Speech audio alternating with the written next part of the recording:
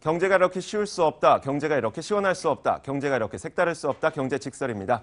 자, 오늘은 이 두 분과 함께 하도록 하겠습니다. 법무법인 향법의 이재화 변호사 그리고 윤석천 평론가 나와 있습니다. 어서 오세요. 예, 네, 반갑습니다. 자, 오늘 저희가 이 두 분을 모신 이유가 있습니다. 바로 이 주제를 이야기하기 위해서인데요. 대주제 무엇인지 한번 확인해 보겠습니다. 만나보시죠. 자, 오늘 저희가 준비한 주제 바로 이것입니다. 탄핵 그 후 우리에게는 어떤 일이 펼쳐지게 될 것인가. 사실 탄핵 선고가 발표됐던 그 당일에 많은 그 국민분들께서 만감이 교차하셨을 것 같아요. 뭐 어떤 분들은 좀 후련한 마음도 있었을 거고 어떤 분들은 또 무거운 마음도 있었을 거고. 그런데 정작 중요한 거는 이제 공백 상태가 되다 보니까 그러면 우리나라에서 이제 이 공백 상태를 어떻게 메꿔 나가게 될 것인가. 안 그래도 경제적으로 저성장 기조에서 어떻게 메꿔 나가게 될 것인가. 이것이 중요할 텐데. 자, 먼저 하나하나 이야기를 풀어가기 위해서 각 두 분의 이 평가를 먼저 들어보고 싶거든요. 이재화 변호사께서는 이번에 결정이 났던 것에 대해서 어떤 식으로 평가하시는지 좀 먼저 들어보고 싶네요. 하여튼 여론조사가 국민들의 80%가 한 4개월 동안 대통령 탄핵돼야 된다는 찬성 의견이었습니다. 네네. 이례적으로 4개월 동안 크게 수치가 변하지 않았거든요. 국민들의 가슴에 박근혜, 이제는 전 대통령과 최순실과의 국정농단이 그만큼 국민들의 가슴을, 그러니까 말하자면 상처를 줬던 거죠. 네네. 지금 헌법재판소도 결국은 국민의 이름으로 헌법을 수호하는 기관이기 때문에 저도 뭐 당연히 만장일치로 가결을 할 거라고 봤는데, 인용할 거라고 봤는데 그래도 많이 졸였죠. 결과적으로 뭐 사실은 헌법재판관들 8명이 이념적 스펙트럼은 다양합니다. 그렇죠. 보수에서 중도 진보까지 있는데 그분들이 다 그 의견을 일치로 더 이상 대통령은 국민의 신임을 저버린 것이 아니냐 이렇게 해서 파면 결정을 했다고 봅니다. 알겠습니다. 그 국민들이 이렇게 대동단결을 했던 건 2002년 월드컵 이후 거의 처음인 것 같아요. 그 정도로 굉장히. 그렇죠. 어쨌든 뭐 그 촛불 집회자들의 구호를 보면은 지금 여론의 행방을 갖다가 명확하게 알 수가 있어요. 그렇죠. 이게 나라라는 구호에서 이게 나라다. 국민이 주인이다. 이런 식으로 환호하고 있지 않습니까? 다른 말로 하면은 자기들이 위임한 권력, 국민들이 위임한 권력을 갖다가 태생적으로 마치 자기네 것이냐 권력을 남발하고 자기들 특권을 유지하기 위해 썼다는 거에 대해서 국민들이 시원하게 응징했다는 어떤 기쁨을 갖다가 가고 있죠. 사실 이번 일을 떠올리면서 무엇을 또 회상하게 되냐면 과거에 이제 많은 대통령들이 뭐 측근들, 그러니까 형, 아니면 뭐 친척, 아니면 아들 이쪽에서 비리가 발생을 했었잖아요. 가족들 비리는 우리가 많이 경험을 해왔었기 때문에 지금은 가족 비리는 아니니까. 그래도 어찌됐건 측근 비리니까. 이런 일들은 어떻게 보면 없어지지 않고 계속해서 역사상 계속 이어져 왔던 것 같아요. 그러니까 그동안은 측근들이 그 대통령의 이름을 팔아서 자기 그 사익을 추구하고 범죄를 저질렀었는데 이번 사건 같은 경우는 판결문에 나왔지만 대통령이 3년 내내 최순실 개인에 대한 이익을 위해서 국가기관을 동원하고 국가 조직을 동원해서 했다는 거에서 차이가 있는 거죠. 그렇죠. 앞으로도 사실은 대통령 주변의 측근들이 대통령이 몰래 그 이름을 팔아서 그러니까 범죄 행위를 할 수도 있을 것 같은데 대통령이 전면에 서서 그 범죄 행위를 지시를 하고 사실은 묵인하고 이런 경우는 저는 앞으로는 없을 거라 봐요. 그렇죠. 문민정부 이후는 처음이죠. 이게 사실 과거 뭐 군사정권에서는 그거 공경원이 이게 뭐 저질렀다는 일이지만은 사실은 대통령 자신이 어떤 자기의 사익을 위해 가지고 권력을 쓴 경우는 사실 이번에 알겠습니다. 이제 앞으로의 일정에 대해서 이야기를 좀 나눠볼 텐데 일단 많은 분들이 뭐 60일 이내에 어떤 새로운 보궐선거를 치러야 되기 때문에 늦어도 5월 9일 전까지는 돼야 된다라고 얘기를 하고 있고 또 황 권한대행도 선거일 50일 전까지는 또 그 선거일이 언제인지를 밝혀야 된다면서요? 앞으로 어떤 일정이 남아있죠? 우선은 이거 탄핵 인용 결정의 효력은요. 판결문을 보면 이례적으로 2017년 3월 10일 11시 21분 이렇게 표시를 했습니다. 네네. 그러니까 분까지 표시하는 판결문은 없는데 그 판결의 효력이 주문을 낭독하는 즉시 발생한다는 의미에서 아마 그 지금 헌법재판소 소장 대행이 이제 리허설을 하면서 21분 이내 주문은 낭독할 수 있겠다 해서 분까지 표시를 했거든요. 그때부터 즉시 박근혜 대통령은 민간인이 됩니다. 네네. 그래서 일단 저 청와대에서 나와야 되고요. 이미 나왔죠. 이미 이제 나왔고 그때부터는 각종 대통령으로서의 불소추 특권이라든지 이런 부분들은 없어지고요. 파면과 동시에 전직 대통령 예우에 관한 법률상의 연금 혜택이라든지 비서관 지원, 운전기사 지원 등 각종 혜택은 없어집니다. 그렇기 때문에 이제 검찰 수사도 받아야 되고 헌법적으로는 헌법의 명문으로 되어 있지만 대통령의 권위에 해당되기 때문에 60일 이내에 대통령 선거를 통해서 후임 대통령을 뽑아야 됩니다. 그러니까 그것은 뭐 60일 동안 할 수도 있고 안 할 수 있는 재량의 문제가 아니라 반드시 해야 되는 문제이기 때문에 5월 9일까지는 무조건 대통령 선거를 치러야죠. 여기에서 궁금해지는 게요. 이제는 박 전 대통령이 민간인이 됐으니까 지금까지는 말씀하셨던 그 불소추 특권 때문에 이 검찰 조사를 안 받고 있었잖아요. 안 받아도 뭐 사실 강제 수사하기가 적절하지 않았죠. 그래서 거의 계속 버티기를 하고 있었는데 이제 민간인이 됐으니 반드시 검찰 수사를 받아야 될 텐데 거기에서 우리가 궁금해지는 점은 그렇다면 지금까지는 삼성그룹에서만 나온 증거를 가지고 어떤 조사를 했다면 이제는 SK라든지 롯데 이쪽으로도 검찰 수사가 확대가 되겠네요. 당연히 되죠. 분명한 죄를 입증하기 위해서. 그러니까 지금 CJ 같은 경우는 사면, 회장의 사면과 관련된 문제, 롯데 같은 경우도 면세점과 관련된 문제, 그다음에 또 SK 같은 경우도 사실은 사면 등등의 문제가 있죠. 돈을 그걸 최순실 등에게 지급한 것은 이미 밝혀졌고요. 대가 관계가 있느냐 부분에 대해서 아직은 수사가 안 됐습니다.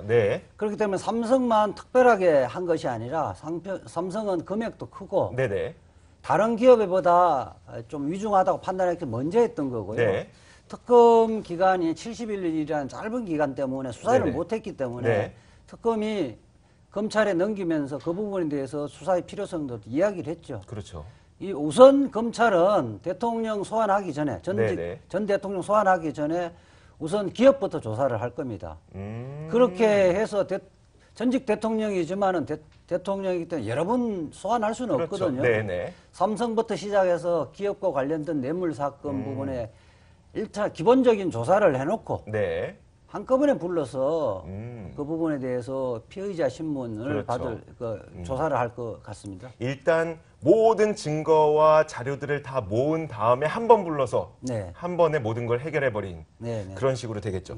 자, 그런데 어쨌든 이제 우리에게는 국정 공백이라는 시간이 최대 60일이 남았어요. 지금 알려진 바에 따르면 공공기관 12곳에 지금 기관장들이 거의 뭐 없는 상태라고 하더라고요. 근데 이 상태에서 어차피 2달 지나면 또 인사 날 텐데 지금 인사해야 되나 하면서 인사에 대한 공백 그리고 지금까지 추진해왔던 정책에 대한 공백 이런 것들 굉장히 걱정스러운데 어떻습니까? 글쎄요, 뭐 일부 언론에서는 올스톱이라고 표현을 하는데 사실 그거는 좀 과장된 표현이고요. 그래요? 그러면 왜 그러냐면은 어느 정권이든지 임기말이 되면 레임덕 현상이 발생을 합니다. 그렇게 되면은 국정 운영의 실질적인 주체인 공무원 집단들도 약간은 머뭇머뭇거리는 경향도 있고요. 그러니까요. 또 뭐 지금 말씀하신 대로 국정 운영의 뭐 최대 축이었던 뭐 문화 융성, 창조 경제 아니면 노동법 개정 등도 전부 다 물 건너 가겠죠. 고위 공무원이라든지 공공기관 장들의 인사도 일단은 스톱이 되는데 이걸 갖다는 반드시 부정적으로 볼 필요는 없어요. 왜 그러느냐 하면은 사실은 국민의 신뢰를 잃은 정권 아닙니까? 그 정권이 만약에 지금 사회에서 무리하게 각종 정책들을 밀어붙이고 낙하산 인사 같은 걸 임기 말에 막 공공기관에다가 한다고 생각을 해보십시오. 그런 거는 차기 정권하고의 불화와 불협화음을 반드시 만들게 되거든요.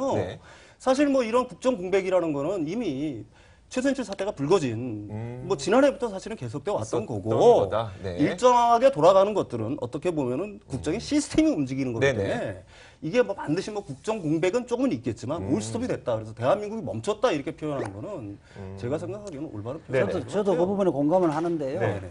사실은 국정 공백은 우리 판결문에 나와 있지만 박근혜 대통령 임기 내내 사실은 사익 추구에 전념을 했다는 거잖아요. 네. 사실은 4년 내내 국정 공백이 이미 있었습니다. 네. 저는 그렇게 생각하거든요. 기업이든 그 나라든 간에 무능한 지도자가 있는 것보다 차라리 없는 것이 오히려 네. 그 실무자들에게는 오히려 실무자들이 제대로 자기 능력과 창의성을 발휘해서 일을 할 수 있는 분위기가 네네. 된다는 거예요. 그러니까 네. 원래 좋은 지도자라면 네. 그 지도자가 있음으로 해서 조금 더 성장을 할 수가 있겠지만 네. 그런 지도자가 아니었기 때문에 성장할 수 있는 것을 저해했는데 그 지도자가 사라졌으니 오히려 그 국정 공백에 우리가 그렇게 걱정할 만한 건 아니다. 그러니까 네. 지금 그 판결문에 나와 있듯이 네네. 지금 문화체육 관광부 같은 경우는 원래 본연의 업무를 못 했잖아요. 네. 네.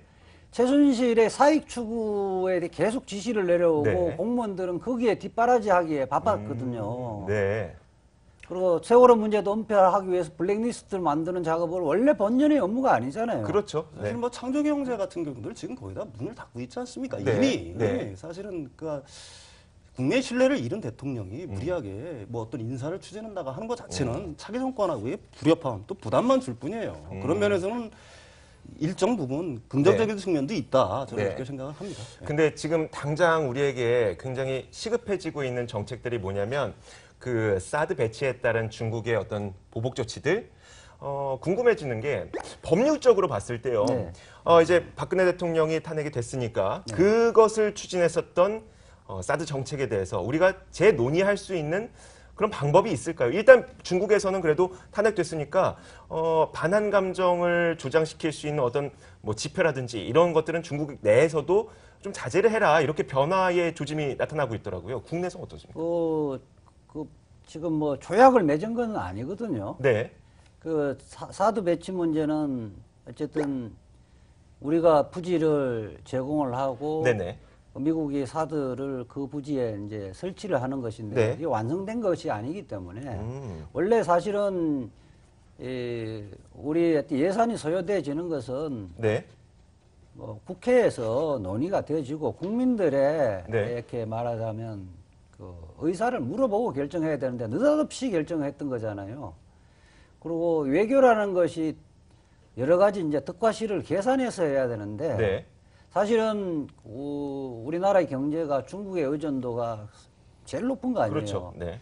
경제적인 파괴법과 이런 걸 고려해서 해야 되는데 느닷없이 했기 때문에 저는 이 문제를 지금 현재 사드 문제는 네. 지금 환경 권한 대행은 일단 중단을 하고 네네. 그 후임 대통령이 와서 원점에서 다시 재검토할 수 있도록 해야 된다고 봅니다. 조약을 맺은 게 아니라고요? 조약이라고 보기는 어렵죠, 지금 현재. 그럼 조약을 맺은 게 아니라면 우리가 여기에서 중단을 한다고 하더라도 미국 측에서 특별히 뭔가 법적으로 걸고 넘어질 문제는 없을 수도 있겠네요. 그렇죠. 근데 그 이후에 또 네. 뭐 미국의 경제적인 보복 이런 것들을 우려해서 그런 건데. 네. 그 경제적 보복은 지금 이미 중국 같은 경우도 지금 이루어지고 있는데 네네. 어느 것이 물론 한미 간의 특수성 이런 네네. 것들을 고려해야 되지만은 저희들이 꼭 거기에만 의존할 필요는 없는 거거든요. 네네. 어느 것이 국익에 도움이 되는가의 관점에서 써야지. 네.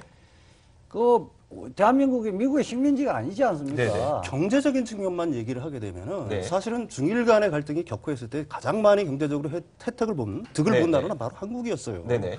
지금 역으로 그러니까 한국과 중국과의 갈등의 국면에서 제일 이득을 경제적인 이득을 많이 보는 이유는 나라는 일본이고 일본이 되겠죠. 그다음에 네. 미국도 어느 정도 자기들의 어떤 입장을 갖다가 관철시키고 있는 거 아닙니까? 네네. 그 MD 방어 체계라든지 네. 뭐 구체적으로 그렇다면은 우리는 지금 손해를 보고 있잖아요. 네네. 그렇다면은 일본하고 미국을 상대로 해가지고 사드 배치가 진짜로 필요하고 하다면은 반드시 거기서 어떤 반대급부를 얻어야지만 네. 그게 형평에 맞는 거 아니에요? 네. 왜 우리는 일방적으로 당하기만 하느냐 이거죠. 경제적 측면에서만 본다면 그렇게 네. 얘기할 수도 있습니다. 근데 그 국민적인 합의 없이 진행됐었던 개성공단 폐쇄 문제에 대해서는 또 우리가 어떻게 할 수가 있을까요? 앞으로? 개성공단도 마찬가지인데요. 네. 개성공단이라는 것은 1, 2년의 경제 성과를 고려한 것이 아니라 네네. 장기적인 한반도의 평화통일이라는 관점에서 네. 추진되어 왔던 것인데 그 문제도 하여튼 별다른 논의 없이 어느 날 갑자기 네. 폐쇄시켰단 말이에요. 네. 그렇게 되지면서 남북 관계가 경색돼지고 네네. 실질적으로 개성공단 입주자들은 하루 아침에 길바닥에 나앉게 됐거든요. 네. 이렇기 때문에 이 문제는 보수 쪽에서도 사실은 문제점을 많이 지적하고 있습니다. 네. 그렇기 때문에 개성공단 문제는 우리 통일로 가는 이 길목이고 네. 아주 중요한 첫 작업이 있는데 이 부분은 반드시 저는 복원을 해야 된다고 봐요. 그러니까 복원이 가능하다고. 그거는 통치행위니까. 네네. 그거는 복원하겠다고 선언하고 남북 간에 네네. 담당자가 만나서 그거 풀어나가면 되는 겁니다. 네. 그 부분은 또 뭐 제재라든지 이런 게 없어요. 네네. 그렇기 때문에 우리 대통령의 의지, 새로운 대통령의 의지만 갖고도 할 수 있는 겁니다. 네. 알겠습니다. 자, 그리고 우리는 또 사실 지금 미국의 보호무역주의 때문에도 많은 고민을 하고 있잖아요. 사실 그 보호무역주의에 대해서 대응하기 위해서는 어떤 외교적인 물밑 작업이 필요한데 그런 것들이 국정공백 기간에는 또 부족할 수가 있어요. 이 부분을 또 우리가 어떻게 채워나가야 될까? 그 2개월이나 하는 긴 시간 동안 어떻게 생각하세요? 지금 우리는 그러니까 진짜로 미국의 보호무역이 강화가 된다고 하면은 네. 우리는 결국은 사드를 지렛대로 이용하는 수밖에 없어요. 사드가 만약에 진짜로 필요하다는 판단이 된다라고 네네. 하면은 그걸 지렛대로 이용을 해서 미국과의 어떤 경제적 협상에 나서야지 가령 네. 한전주작국 지정이라든지 어떤 나바로가 얘기하는 보호무역을 갖다 네네. 더하는 것들 갖다가 우리는 거기에 방어벽을 칠 수 있어야지. 그게 협상 아닙니까? 그게 외교고. 그렇죠. 네. 근데 우리가 일방적으로 지금 다시 사드 얘기로 돌아가면은 사실은 우리는 이제 중국은 제가 생각해 사드는 전략적 차원의 문제가 더 이상 아니에요. 쟤네는 자존심이 문제라 걸린 문제거든요. 네네. 네. 그러니까 이 부분을 갖다가 우리가 어떻게 달랠 것이냐 하는 거는 역시 차기 정권의 숙제가 될 수밖에 없겠죠. 네. 어떻게 될 것이냐에 대해서 전망하기는 좀 이르겠죠? 차기 정권의 숙제라고 우리가 그냥 생각만 하기보다는 혹시 그 차기 정권에서 어떤 해결책이 좀 쉽사리 나올까 여기에 대한 궁금증인데요. 사실은 제가 생각하기에는 그래요. 네네. 어떻게 보게 되면은 그 고래 싸움에 새우등 터진다고 네네. 사실은 그런 형상이거든요. 네. 여기서 우리가 취할 수 있는 거는 뭘 하나 내준단 말이에요. 네. 어쩔 수 없어요. 네. 그 패권국들이 우리들을 압박을 하는 거니까. 네. 그렇다면은 이쪽을 이용을 해서 저쪽한테서 뭔가를 얻어내야 되는 거고 그런 네. 어떤 협상 기술이 필요하다는 얘기죠. 네. 그게 아쉬운 점이고요. 네, 알겠습니다. 일단 모든 그 외교 정책을 할 때는 우리가 소위 말하는 딜이 필요한 거죠. 하나 주고 하나 받고. 근데 지금까지 정책을 해왔던 것을 보면 사실 사드 배치도 그렇고 위안부 문제도 그렇고 딜이 아니라 어떤 그냥 하나 받아주기만 하는 그런 형식이었기 때문에 분명히 이제 그 부분은 우리가 또 차기 정부에서 채워 나가야 될 그런 문제가 될 것 같습니다. 자, 그러면 이제 두 분에게 또 다른 질문을 한번 드려볼게요. 일단 윤석천 전문가님, 평론가님께 1,400일 정도를 박근혜 정부가 우리나라에 이끌어 왔는데 네네. 학점을 준다면 얼마 주시겠습니까? 사실 평가가 무의미해요. 네. F학점을 준다고 해도 뭐라 할 말이 없을 겁니다. 네네. 사실 박근혜 정권이 시작을 하면서 474 공약 비전을 내세웠잖아요. 네네. 4% 성장과 70% 고용률, 네. 뭐 1인당 국민소득 4만 달러. 네. 이 중에 어느 것 하나 된 게 없잖아요. 성장률만 놓고 본다 그러면은 4년 평균이 2.9%예요, 연. 네. 근데 이거는 1993년 이후 문민정부가 출범한 이래 가장 최악입니다. 네. 그다음에 코스피만 해도 어때요? 지금 4년 동안에 4% 성장하는데 그쳤어요. 네네. 노무현 정권 당시에 170%를 훌쩍 넘었고 네. 이명박 정권이죠. 금융위기 바로 직후인데도 19%가 올랐습니다. 네. 이거 뭐 내세울 게 없죠. 그중에 최악은 네. 가장 최악은 역시 가계부채의 폭증에 있는 겁니다. 가계부채가 지금 우리나라가 GDP의 92%인데 네네. 1년 전에 87%였으니까 네. 1년도 안 되는 사이에 5%포인트가 확 올랐어요. 이게 그 증가율로만 보면 세계 3위입니다. 네. 네덜란드, 중국에 이어가지고. 그 다음에 가계부채 총량으로 놓고 본다 그러면은 우리가 신흥국 18개국 최고예요. 근데 이게 뭐가 문제냐? 네. 결국은. 가만히 보십시오. 가처분 소득이 줄어들잖아요. 가계부채가 그렇죠. 폭증을 했기 때문에. 그래서 성장률을 소비 절벽이 생기는 거고. 네. 그게 결국은 성장률을 갖다 끌어내리고 있는 거고. 네. 잠재 성장률까지 끌어내리면서 한국을 만성적 저성장 국면으로 끌어간 거예요. 거기다 어떻게 됐어요? 국민들의 양극화, 네. 대기업과 중소기업 간 있는 사람과 없는 사람 간의 간극은 점점 심화됐잖아요. 네. 때문에 제가 생각하기에는 뭐 낙제점을 준다고 해도 뭐 무리가 별로 아니다. 할 말이 없을 네, 거다. 이렇게 알겠습니다. 봅니다. 예, 예. 자, 그렇다면은 우리가 사드에 대해서는 그 변호사님께서 어차피 조약을 맺은 것도 아니기 때문에 논의 자체가 가능하다라고 하셨는데 국내에서 추진했던 정책들에 대해서는 네. 그것도 마찬가지로 가능할까라는 생각이 들거든요. 우리가 지금까지 뭐 창조 경제, 문화 융성 했던 것들. 이게 사실은 법률에 근거해서 한 것과 네. 법률에 근거 없이 행정행위로 한 것 두 가지로 구별할 수 있을 텐데요. 네. 법률에 근거한 것은 법률 개정하면 됩니다. 근데 거기에서 동의를 쉽게 얻을 수 있느냐가 문제겠죠. 그리고 사실은 이제 대표적인 게 이제 지금 현재 이제 법률을 추진하고 있는 부분은 네네. 노동법 5대법 개정 부분은 아직 네네. 개정이 안 됐기 때문에 네. 그 부분은 사실은 국회에서 통과시키지 않으면 네. 원점을 돌릴 수 있는 것이고요. 아, 그렇겠네요. 예. 네. 예, 근데 뭐 그 비정규직 이제 파견 직종을 확대한다든지 뭐 이런 부분들은 네. 그다음에 저 해고를 좀 쉽게 하는 부분 근로기준법 등을 개정 부분을 멈춰버리면 되는 네네. 것이고요. 변호사님께서 네. 준비하셨던 게 이제 부동산과 관련된 정책에 대해서는 부동산 네. 제가 전문가는 아닌데 네. 지금 이제 임대주택 같은 경우도 기업형, 민간주도형의 정책 부분은 법률로 네네. 만들어져 있는데 그 법률을 개정을 해서 네. 저는 공공형 임대주택 정책으로 차기 야당에서 집권하면 그런 쪽으로 가지 않을까 생각 들고요. 네네. 그 문제는 법률 개정 문제이기 때문에 국회에서 저는 지금 특히 야당이 지금 네. 야당이 숫자가 더 많고 이렇기 때문에 국민들의 공감도 많이 얻고 있기 때문에 그거는 가능하다고 봐요. 알겠습니다. 자, 이어서 두 분에게 이제 앞으로 우리가 조기 대선을 치르게 될 경우 네네. 어떤 정국이 펼쳐지게 될 것인가에 대한 질문을 두 분에게 모두 기회를 드릴 거예요. 먼저 윤석천 평론가님께서 네네. 어떻게 될 것으로 보세요?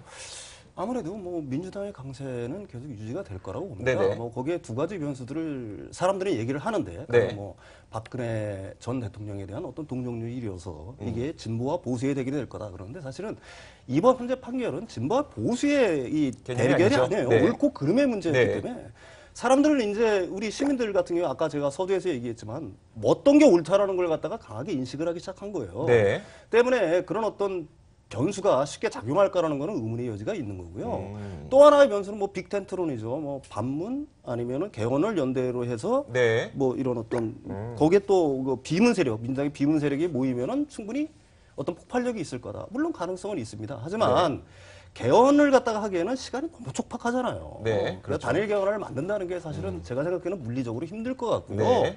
또 이합집산 합종 영연은 일어나겠지만 지금 네. 각 당의 대표 주자들의 어떤 개성이라는 게 제가 생각해도 너무 좀 달라요. 네. 일치하기가 좀 어려운 그렇죠. 부분이 네. 있기 때문에 사실은 그쪽 변수도 제가 생각하기에는 찻잔 속의 위풍에 그칠 가능성이 많다. 단 한 가지 분명한 거는 네. 과거 세력, 적폐 세력이라고 찍힌 세력들은 이번에 뭐 정권을 잡는 거는 뭐 불가능하겠죠. 네. 우리가 연애를 하다 보면은 전 여친이 가장 안 좋았던 점을 안 갖고 있는 여친을 또 새롭게 선택을 하게 되는 그런 형국이 펼쳐지지 않을까. 그 변호사님께서는 앞으로의 전국 어떻게 보세요? 지금 촛불 국민들, 네. 1,600만 명이, 연인은 1,600만 명이 이제 광장을 달궜는데, 네. 거기에서의 민심이라는 것은 정의로운 대한민국, 네. 그 박근혜 표 적폐청산이거든요. 두 가지로 딱 요약할 수 있을 것 같은데요. 결국 대선이 이제 2달 안에 치러지는데, 네. 결국 정의로운 새로운 대한민국의 화두가 저는 대선까지 관철될 것으로 보고요. 네. 그렇게 되시면 지금 보수 야당 쪽에서는 박근혜 대통령의 한 축을 이뤘기 때문에 네네. 그 기회는 없을 거로 보고요. 야당 내의 경쟁이라고 저는 봐요. 네, 알겠습니다. 자, 오늘 저희가 경제직설 시간을 통해서 이 탄핵 선고가 된 그 이후에 사실 경제적인 측면뿐만 아니라 이제 정책적인 측면까지도 좀 짚어봤습니다. 그 이유는 정책이 우리의 경제를 만들 수밖에 없기 때문이죠. 자, 오늘 이 두 분의 도움 말씀으로 경제직설 한번 진행을 해봤습니다. 법무법인 향법의 이재화 변호사 그리고 윤석천 평론가와 함께 이야기 나눠봤습니다. 오늘 두 분 도움 말씀 고맙습니다. 네, 감사합니다. 네.